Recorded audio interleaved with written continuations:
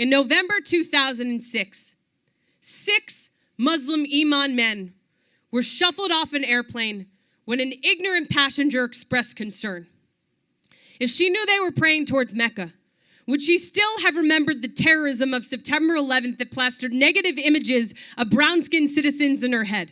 And how come no one ever calls the county sheriff when the president says, God bless, or an Oscar winner thanks Jesus, yes, due to the shift in hate of the American psyche?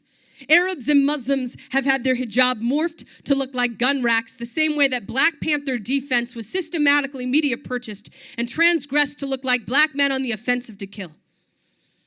And I want to say I understand the Muslim men, not because of my own experienced anti-Semitism, which has been vast and painful, but because despite my optimism, I've watched my people slaughtered for millennia, so my passport is always ready for any white supremacist plan, for any minority extermination, and the new folks of color better get in line, because the old ones still haven't been paid reparation.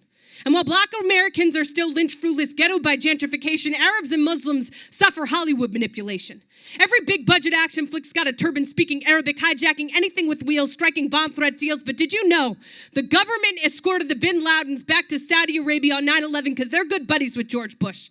And did you ever ask your Serbian roommate at boarding school how many friends she watched die at the hands of American bombs that were supposed to save white Muslims in Bosnia? And did you ever envision a world without racial and ethnic scapegoats? Because there are movements to reinstate prayer in school. I was made to worship someone else's God as we looked at our flag with my hand on my heart during our nation's pledge, yet she reports their prayers to the nearest airport security as suspicious activity. White men murder Emmett Till because he whistles at a white woman when there are white men that whistle at Black and Latina women every street corner in Manhattan. Stars plastered on my ancestors' shoulders, numbers tattooed on their arms, yet there are scholars who say the Holocaust genocide never happened. PhDs who claim slavery ended in 1863. Ignorant America KKKans who think it'll never happen again, but we're escorting Muslims off the airplane, making the airport the new plantation where Massa. Is any white or assimilated racist that doesn't know that Arab is not synonymous with Muslim probably thinks that anti-Semitism is an old world thing of the past, like a friend recently told me to my Jewish face, probably thinks that Brown v. Board and civil rights cleared up any American issues with race. We're always on someone's case.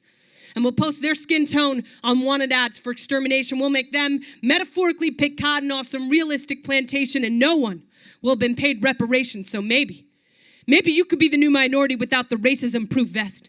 Maybe you could be this year's Muslims escorted off an airplane for giving praise to the Almighty. Maybe you could be the new victim to the colorless whitey. So if it's never been you, guess what? You could be next.